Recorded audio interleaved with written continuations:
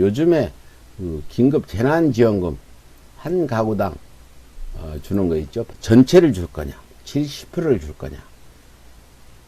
근데 홍남기 부총리, 재정부 장관이 다 주면 안 된다, 이런 얘기를 하죠. 근데 제가 이런 얘기를 들었어요. 이 경제를 배운 사람들이 대부분 보수 경제학자들한테 배워서 보수적이다. 이번에 문재인 대통령이나 민주당이 100% 주자해도 끝까지 반대한 게 홍남기 장관이잖아요. 왜 이 사람들이 이럴까? 여러 사람들의 그 얘기가 있었는데, 결국 대한민국의 경제를 가르치는 이 교수, 학자들은 대부분 보수다. 이 포퓰리즘 해가면서 차별을 해서 줘야 된다, 이런 얘기를 하는데, 그게 맞지 않다, 이런 얘기들을 많이 합니다. 뭐 이중구 교수도 이 얘기하고, 이재명 지사도 그 얘기를 강하게 하고 있는데, 이번에는 이제 정부 여당에서 100만 원을 받아서 기부할 사람들은 기부해달라, 이렇게 해서 그 홍남기의 고집을 겨우 꺾었나 봐요. 정세균 국무총리가 이 얘기를 했는데, 홍남기 장관도 해도 넘어오는 거 아니냐. 100만 원 주는 거 골라서 주면 그것도 일종의 편가르기고, 그 줄지 말지 70%와 30% 중간에 있는 분들은 나는 받을 수도 있는데 왜 못 받아, 이런 부분도 있고, 또 그걸 구분하는데 막대한 비용도 들고 시간도 오래 걸리는데, 이 홍남기가 이거 축골 장관 아닌가 생각이 들어요. 그 얘기를 좀 하려고 그러는데, 이게 지금 포퓰리즘 하면서 보수 수구들이 이 선별 지원을 해주자, 특히 오세훈이가 무상급식도 선별로 해주자, 그걸 서울시장직을 걷고 찬반 투표까지 해서 서울시장직을 물러난 이런 일도 있는데, 그렇게 해서 편을 갈라가지고 자기들의 지지를 받겠다. 기재부가 완전히 이거 축골 기재부 아닌가? 이번에 정말 기재부를 한번 가야 되는지 모르겠어요. 아니, 기재부는 대통령의 정책에 맞게 장관은 맞춰주는 거지. 아니, 윤석열이는 검찰을 장악하고, 기획재정부는 홍남기가 장악하고, 그럼 대통령은 뭐하고 정부, 여당, 민주당은 뭐 하는 거예요? 아니, 뭐 하나, 정책 하나 펴려면 사정하고 비 맞춰줘야 되고. 그래서 나는 홍남기 재정부 장관이 정말 왜 그러는지, 좀 진보적인 그런 경제를 할 수 있는 사람이 돼야지. 정부는 진보 정부고, 지금 진보 정부가 4번 선거에 이겨서 이제 세계에서는 대한민국은 진보의 나라라, 이렇게 얘기하는데, 그 슈골 같은 보수가 장관직에 앉아서 하나하나 자기 마음에 안 들면 간섭하고, 잘못되면 그러면 자기가 책임질 건가? 아니, 이번 총선에 졌으면 홍남기가 일말의 책임이라도 질 마음의 준비라도 하고 있었을까요? 자기가 경제정책 잘못 펴서 졌다. 지금 경제가 어려운데 이걸 적나라하게 글을 쓴 분이 있어요. 이중구 교수. 여러분들 아시는 분 알 거예요. 네, 이분이 바로 이중구 교수인데요. 이분입니다. 아시는 분은 아실 거예요. 이 기사 서울의 소리는 참 많이 올려놨었는데, 진보적인 경제학자인데, 한번 보죠. 이분이 뭐라고 글을 썼는지 제가 한번 읽어드리도록 하겠습니다. 같이 보죠. 이중규 교수, 재정 건전성 고집은 경직된 사고다. 건전 재정이라는 이름의 도구마. 이 제목입니다. 미래통합당과 수구언론이 재정 건전성을 이유로 긴급 재난지원금 소득 하위 70% 지급을 주장하고 있는 가운데, 재정학 권위자인 이중구 서울대 경제학부 명예교수가 상황에 따라서는 일시적으로 건전 재정을 포기하고 과감하게 적자 재정을 활용할 필요가 있다고 강조했습니다. 이 교수는 22일 자신의 블로그에 올린 건전 재정이라는 이름의 도구마라는 제목의 글에서 경제가 어떤 상황에 있든 건전 재정 유지가 절대적으로 바람직하다고 말하는 것은 너무나 경직된 사고라고 이렇게 말했죠. 이 말은 홍남기에게 전달하는 말 같아요. 아래는 이중구 명예교수의 글 전문입니다. 가정이나 국가가 모두 똑같지만 수입과 지출이 균형을 이루는 건전 재정을 유지하는 것이 바람직하다고 하는 데는 한 점의 이의가 없습니다. 수입은 빠듯한데 빚내서 마구잡이로 씀씀이를 늘리는 가정은 파산의 구덩이에 빠지고 맙니다. 국가도 마찬가지여서 지출을 적절히 통제하지 않고 재정적자를 쌓아가다가는 곧 국가보도의 위험에 직면하게 됩니다. 그러나 경제가 어떤 상황에 있든 건전 재정 유지가 절대적으로 바람직하다고 말하는 것은 너무나 경직된 사고입니다. 상황에 따라서는 일시적으로 건전 재정을 포기하고 과감하게 적자 재정을 활용할 필요가 있습니다. 이것이 바로 1930년대 대공황에서 케인즈가 제시한 기능적 재정이라는 새로운 개념입니다. 대공황에 더돼서 빠져나오려면 정부 지출의 과감한 증가를 통해 수요 부족의 문제를 해결해야 하고, 그렇다면 적자 재정도 불사해야 한다는 주장을 한 것입니다. 그 이후 재정정책은 통화정책과 더불어 경제 안정을 위해 활용될 수 있는 정책 수단으로 널리 인정되어 왔습니다. 재정정책은 조세 징수액을 줄이거나 아니면 정부 지출을 늘려 충소요 부족을 해소하는 방향으로 주로 운영됩니다. 이 과정에서 재정적자가 발생하면 국채 발행을 통해 이를 메우게 되지요. 물론 재정적자가 계속 발생해 국채가 남발되는 것은 결코 바람직한 일이 아닙니다. 국채 발행이 커지다 보면 국가의 채무가 눈덩이처럼 불어나 심각한 위기 상황을 초래할 수 있으니까요. 그렇기 때문에 기본적으로 건전재정의 기조를 유지해야 한다는 주장이 설득력을 갖게 되는 것입니다. 그렇지만 건전재정을 너무 강조한 나머지 과감한 재정 확장이 절실히 요구되는 시점에서도 머뭇거리는 것은 현명한 태도가 아닙니다. 설사 적자 재정으로 인해 국가의 채무가 어느 정도 커지더라도 때로는 과감하게 이를 실천에 옮겨야 할 때는 있는 법입니다. 정부가 재정적자를 겁내 손을 놓고 있으면 수많은 사람들이 불황으로 인한 고통을 겪을 수밖에 없기 때문입니다. 우리 사회에서도 이 문제를 둘러싼 논쟁이 치열하게 벌어지고 있습니다. 우리 경제가 안고 있는 모든 문제를 확장적 재정적 책 하나만으로 풀어낼 수 있는 것은 결코 아닙니다. 좀 더 근본적인 해법이 필요하다는 주장에 구태여 이의를 제기하지 않겠습니다. 그러나 근본적인 해법을 마련하고 이것이 효과를 거두려면 많은 시간이 걸립니다. 따라서 장기적인 관점에서 근본적 해법은 그것대로 추가돼 과감한 재정 확장을 통해 단기적으로 불황에서 발생하는 고통을 줄여줄 필요가 있는 것입니다.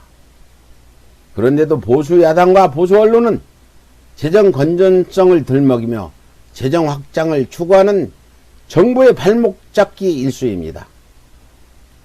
마치 재정 건전성의 유지가 다른 모든 것에 우선하는 지상 과제나 되는 것처럼 말이지요. 나는 그들이 건전 재정이란 도구마에 빠져 현실을 제대로 보지 못한다고 생각합니다. 굳이 해석하고 싶지는 않지만 무슨 수를 써서든 정부를 궁지에 빠뜨리고 싶어하는 놀부 심보가 작용하고 있는지는 모르지요. 경제가 어려울수록 정부를 궁지에 몰아넣고 몰매를 때리기가 그만큼 쉬워질 테니까요. 그동안의 경험에서 드러났듯 통화정책을 통해 불황에서 벗어나는 것은 매우 어려운 상황입니다. 이자율이 거의 제로 수준으로 떨어져 있기 때문에 더 낮은 확률 여지도 작은 데다 이자율 인하가 소비나 투자에 이렇다 할 긍정적인 효과를 냈다는 증거를 찾아보기도 힘든 것이 사실입니다. 사실 우리나라뿐 아니라 주요국 모두가 2008년 글로벌 금융위기 이후 이 같은 상황에 처해 있습니다. 그렇기 때문에 크루그만이나 스티글리츠 같은 경제학자들이 과감한 확장적 재정정책의 채택에 필요성을 강조하고 있는 것입니다. 특히 우리나라의 경우에는 IMF 같은 국제기관에서도 과감한 재정 확장을 강력하게 권고하고 있는 상황입니다. 전통적으로 IMF는 재정 건전성을 매우 중시하는 기관임에도 불구하고 우리에게 이런 충고를 보내고 있는 것입니다. 여러분들도 잘 아시듯 우리나라 국가 채무 수준은 OECD 여러 나라 중 가장 낮은 수준에 속합니다. 미국은 우리보다 2배 이상 높고 일본은 5배 이상 높은 실정입니다. 그런데도 미국과 일본 정부는 필요하다고 생각할 때 서슴지 않고 공격적인 확장 재정을 추구합니다. 즉은 국제신용평가기관 SF는 우리나라 국가 신용 등급을 아주 높은 수준 AA 등급에 계속 유지한다고 발표했습니다. 전 세계에서 우리나라보다 등급이 더 높은 나라는 불과 15개국에 불과합니다. 국가 채무에 관한 아직 안전지대에 머물고 있다라는 평가를 볼 수 있는데 이런 우리가 벌써부터 겁을 집어먹고 머뭇거릴 필요가 있을까요? 내가 보기에는 경제학자들 중에서도 건전재정 도구마에 빠져있는 사람들이 아주 많습니다. 사실 어떤 사람이 건전재정을 강조해서 손해볼 일은 아무것도 없습니다. 건전재정을 강조함으로써 책임감 있고 차려 깊은 사람이라는 인상을 줄 수는 있을지언정 무책임한 사람이라는 인상을 줄 리가 없지 않습니까? 오히려 나처럼 필요하면 적자재정의 길로 나가라고 외치는 사람이 무책임하게 비춰질 가능성이 크지요. 이 친구가 나라를 말아먹으러 아예 결심을 했구나라는 식의 비난이 쏟아지기 일쑤일 것입니다. 나는 확장재정을 통해 경제에 활력을 불어넣을 수 있다면 재정적자 발생 여부와 관계없이 당연히 그 길로 나가야 한다고 생각합니다. 그리고 이런 말을 자신있게 할 수 있는 것이 진정으로 용기 있는 태도라고 믿습니다. 세계 1차 대전 직후 영국의 건전재정에 대한 과도한 집착이 경제를 엉망으로 만드는 결과를 가져왔다고 지적합니다. 대전 직후 영국의 국가 채무는 GDP의 140% 수준까지 뛰어올랐고 그 결과 국가 신용도가 땅바닥으로 추락하고 말았습니다. 영국 정부는 뼈아픈 재정 긴축을 단행해 1920년대에는 상당 폭의 재정 흑자를 기록하게 되었습니다. 그런데 이와 같은 긴축적 재정 정책의 결과는 참혹한 것이었습니다. 긴축 정책은 경제 성장을 제한하는 결과를 가져와 1928년 GDP는 10년 전인 1918년의 GDP보다 더 낮은 수준으로 떨어졌습니다. 10년 동안 줄고 성장이 뒷걸음쳤다는 말입니다. 그렇다면 이 같은 긴축적 재정 정책이 영국의 국가부채를 줄이기는 했을까요? 아닙니다. 전국의 30년의 국가부채 규모는 오히려 GDP의 170% 수준으로 뛰어올랐습니다. 경제가 위축되니 자연히 조세 수입이 줄어들고 정부가 아무리 긴축을 하려 해도 재정 적자가 발생할 수밖에 없었던 것이죠. 국채의 발행은 미래 세대의 부담을 늘린다는 점에서 무책임한 일이라고 지적하는 사람들이 있습니다. 만약 국채 발행을 통한 정부의 주가적 추입이 모두 현재 살아있는 사람들의 소비를 늘려주는 목적으로만 지출된다면 그 지적이 맞습니다. 그러나 국채 발행을 통한 추가적 정부 지출이 경제를 활성화시키는 결과를 가져와 미래 세대에도 더 높은 소득을 얻을 수 있다면 미래 세대로 부담이 전가된다는 논리는 타당성을 갖지 못합니다. 미래 세대의 관점에서 보면 오히려 건전재정이란 도구마에 빠져 불황에 빠진 그 경제를 그대로 방치해 둔 앞세대의 무책임함이 더욱 원망스러울 것입니다. 지속되는 불황 국면이 미래 세대에도 상당한 고통을 주게 될 것이기 때문입니다. 한시라도 빨리 불황 국면에서 빠져나와 순조로운 성장의 길을 걸을 수 있도록 만들어주는 것이 미래 세대를 위한 최선의 방책입니다. 물론 정부가 빚내서 이런저런 부질없이 흥청망청 써버린다면 그건 큰일입니다. 따라서 정부가 한 푼이라도 낭비적 지출을 못하도록 철저히 감시해야 마땅한 일입니다. 문제의 핵심은 재정에 적자가 나느냐 아니냐 있는 것이 아닙니다. 과연 정부가 생산적인 방식으로 적자 재정을 활용했는지의 여부가 바로 문제의 핵심입니다. 그런데도 건전 재정의 도구마에 빠진 사람들은 적자 재정 그 자체가 마치 무책임한 재정 운영에 전형적이라도 드는 듯 매도하고 있는 걸 볼 수 있습니다. 이런 교조주의적 태도는 지금 우리 경제가 안고 있는 문제의 해결에 아무런 도움도 주지 못한다는 것이 내 생각입니다. 이런 생각들은 지금 많이들 안 하고 계시는데 여기 있죠, 내용에. 이 건전재정을 주장하면 아무런 책임질 일이 없다. 그렇죠. 건전재정 주장하는데 뭐 나중에 경제가 나빠져도 건전재정 주장한 데는 책임이 없다. 지금 대한민국의 대부분 경제학자들은 책임 안 지려고 홍남기 장관도 아까 이중규 교수의 말에 따르면 그렇게 건전재정을 주장하면은 책임질 일이 없다. 이래서 책임 안 지려고 하는 거 아니냐. 그런데 영국 아까 얘도 봤죠. 영국이 건전재정으로 해서 몇 년이 지난 후에 봤더니 그게 부채도 줄지 않고 경제는 엉망이 됐다는 이런 예도 이중규 교수가 들었죠. 그래서 지금 재난지원자금 홍남기 장관이 그렇게 방해하다가 어젠가 겨우 어떻게 설득했는데 이 사람이 또 가관이에요. 아니 자기가 무슨 정치인이에요, 장관이.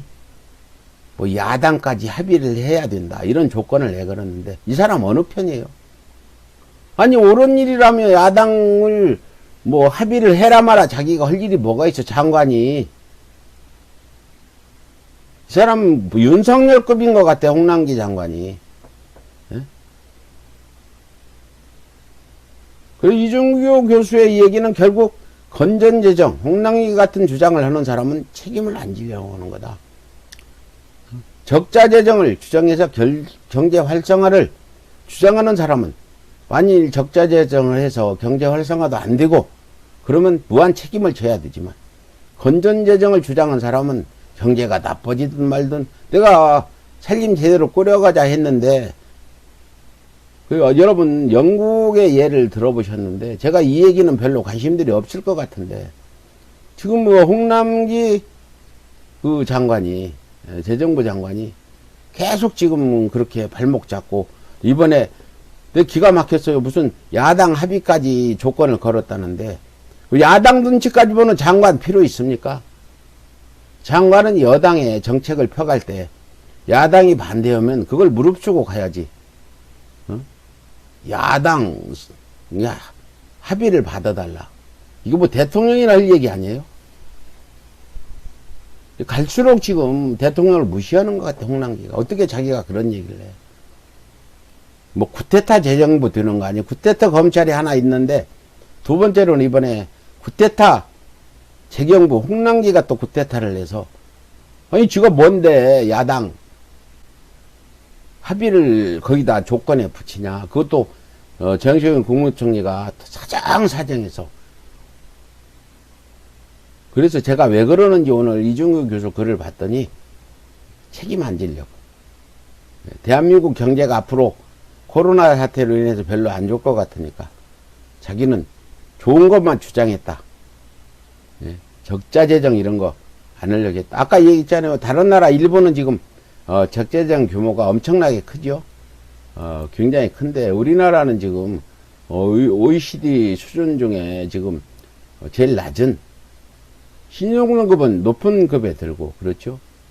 아니 일본, 미국 같은 나라는 그렇게 지금 그런 상황인데도 어떤 재정 위기가 닥치면 과감한 이런 그 확장 재정을 추구하는데, 그래서 미국이 우리보다 지금 그 이런 국가 채무가 2배 높고 자그마치 일본은 5배나 높다. 이런 실정인데도 지금 그렇다 이런 얘기죠. 그래서 이중구 교수는 결론은 이런 경우에는 확장 재정을, 공격적인 확장 재정을 해야 된다. 지금 앞으로 경제가 엄청 어려울 건데 이럴 때 정부가 좀 도와줘야죠. 장사 안 되는 자영업자들 이런 분들 좀 도와줘야 되는 거 아니에요. 정부가 왜 있는데요. 부자들 무슨 세금은 뭐 깎아주는 이런 것만 하라고 뭐 있는 거 아니잖아요. 재경부 장관은 좀 이런 부분에 좀 고민해야 될 것 같아요.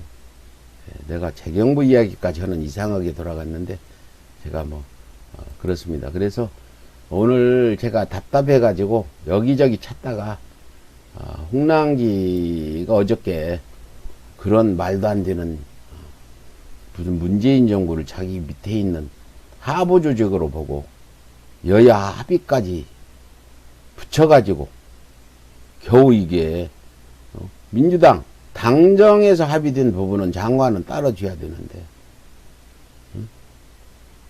이런 인간이 어디 있습니까? 이 홍남기가 이게 어느 편이에요?